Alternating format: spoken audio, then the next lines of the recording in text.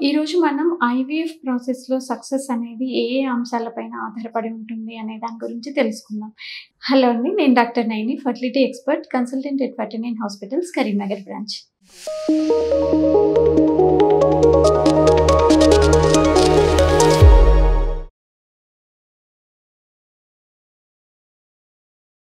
So, ఐవీఎఫ్‌లో success rate మెయిన్‌గా మనకి 3 భాగాలుగా డివైడ్ చేసుకుంటే, మెయిన్‌గా ఫస్ట్ పేషెంట్ ఫ్యాక్టర్స్.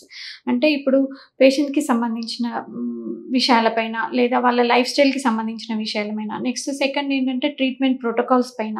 థర్డ్ ఏంటంటే మనం ప్రాసెస్ చేసే ల్యాబ్ కల్చర్ కండిషన్స్ పైన. ఈ మూడిటి పైన మెయిన్‌గా ఆధారపడి ఉంటుందన్నట్టు. సో, ముందుగా మనం ఈ పేషెంట్ ఫ్యాక్టర్స్ గురించి మాట్లాడుకుంటే, సో మనకి పేషెంట్ ఫ్యాక్టర్స్‌లో ఆడవారి యొక్క వయసు అనేది చాలా చాలా ఇంపార్టెంట్. సో, ఆడవారిలో ఏజ్ అనేది పెరిగిన కొద్దీ సక్సెస్ రేట్ అనేది తగ్గుతుంది. ఇప్పుడు 35 ఇయర్స్ తర్వాత, 37 ఇయర్స్ తర్వాత ఐవీఎఫ్ ప్రాసెస్ చేసిన దానికి 35 ఇయర్స్ బిలో వాళ్ళకి తేడా ఉంటుందన్నమాట. సో, సక్సెస్ రేట్ అనేది ఏజ్ పెరిగిన కొద్దీ తగ్గిపోతుంది. ఎందుకంటే ఏజ్ పెరగడం వల్ల ఆడవారిలో ఎగ్ క్వాలిటీ అనేది తగ్గిపోతుంది. So, egg quality as well as అంటే స్పెర్మ్ క్వాలిటీ, ఇవి 2 కూడా బాగుంటేనే మనకి మంచి క్వాలిటీ ఎంబ్రియో తయారవుతుంది. సో, మంచి క్వాలిటీ ఎంబ్రియో ఉంటేనే మనకి ప్రెగ్నెన్సీ వచ్చే అవకాశాలు ఎక్కువ ఉంటాయి అన్నట్టు. సో, ఇది చాలా ఇంపార్టెంట్. అంటే sperm quality, egg quality, embryo quality, ఇవి 3 ఇంపార్టెంట్. వీటితో పాటుగా ఆ గర్భసంచి యొక్క లైనింగ్ కూడా ఇంపార్టెంట్ అన్నట్టు. అంటే మనం మంచి ఎంబ్రియో తయారు చేసినా కానీ ఆ లైనింగ్ అనేది కరెక్ట్‌గా లేకపోతే ఇంప్లాంటేషన్ అవ్వదు.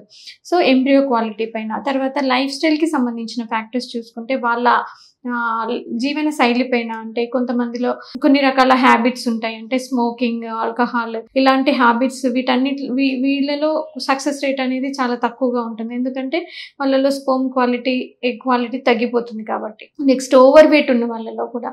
ఎందుకంటే హార్మోన్స్ రిలేటెడ్ ఇష్యూస్ ఉంటాయి. దానివల్ల కూడా మనకి ఈ sperm and egg quality issues వస్తాయన్నమాట. సో, వాళ్ళ లైఫ్ స్టైల్ పైన, వీటన్నిటిపైన కూడా మనకి సక్సెస్ రేట్ అనేది ఆధారపడి ఉంటుంది. వాళ్ళు ఆహార నియమాల పైన, వీటన్నిటిపైన ఆధారపడి ఉంటుంది. అండ్ వాళ్ళ ప్రీవియస్ రిప్రొడక్టివ్ పొటెన్షియల్, అంటే ఇంతకుముందు ఏమైనా మిస్‌క్యారేజెస్ అయ్యాయి, ఇంతకుముందు వాళ్ళకి హెల్తీ బేబీ ఉన్నారా, వీటిపైన కూడా సక్సెస్ రేట్ ఆధారపడి ఉంటుంది అన్నట్టు. నెక్స్ట్ మనకి ట్రీట్మెంట్ విషయానికి వస్తే, మనం యూజ్ చేసే మెడిసిన్స్ ఎలాంటి ప్రోటోకాల్ ఇస్తున్నాము, ఎలాంటి మెడికేషన్ ఇంజెక్షన్స్ తీసుకుంటున్నారు అనేది దానిపైన కూడా, క్వాలిటీ ఆఫ్ ఆ ఇంజెక్షన్స్, మీకు యూజ్ చేసే ప్రోటోకాల్ ఏంటి, వీటిపైన కూడా ఆధారపడి ఉంటుందన్నమాట. సో, మీకు ఏ రకమైన ప్రోటోకాల్ యూజ్ చేయాలి, ఎలాంటి ఇంజెక్షన్స్ తీసుకోవాలి, అండ్ టైంకి ఇంజెక్షన్స్ తీసుకుంటున్నారా లేదా, అండ్ ఇంజెక్షన్స్ యొక్క టెంపరేచర్ కంట్రోల్, కోల్డ్ చైన్ అనేది కరెక్ట్‌గా మెయింటైన్ అవుతుందా లేదా అనేది కూడా చాలా చాలా ఇంపార్టెంట్ అన్నట్టు. ఆ తర్వాత థర్డ్ ఇంపార్టెంట్ ఫ్యాక్టర్ ఏంటి అనంటే ల్యాబ్. అంటే ఎక్కడైతే మనం ప్రాసెస్ చేస్తామో ఆ ల్యాబ్ యొక్క culture conditions, environment, air purification, ఇవన్నీ కూడా చాలా ఇంపార్టెంట్ అన్నట్టు. అంటే మనకి మంచి అంటే oocyte కానీ, స్పెర్మ్ కానీ మనము ఇక్సీ ప్రాసెస్ చేసిన తర్వాత అది ఎంబ్రియోకి డెవలప్మెంట్ కావాలి అంటే మనకున్న ఎక్విప్మెంట్, ఆ ల్యాబ్ కల్చర్ కండిషన్స్ అన్నీ బాగుండాలన్నమాట.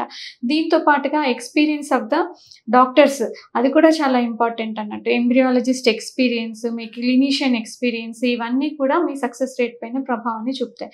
సో, మీరు ఐవీఎఫ్ ట్రీట్మెంట్ తీసుకోవాల్సి ఉంది అని మీకు ఎవరైనా డాక్టర్స్ సజెస్ట్ చేస్తే, మీరు ఎలాంటి సెంటర్స్ వెళ్తున్నారు, ఎలాంటి సెంటర్స్ చూస్ చేసుకుంటున్నారు అనేది కూడా చాలా ఇంపార్టెంట్ అన్నట్టు.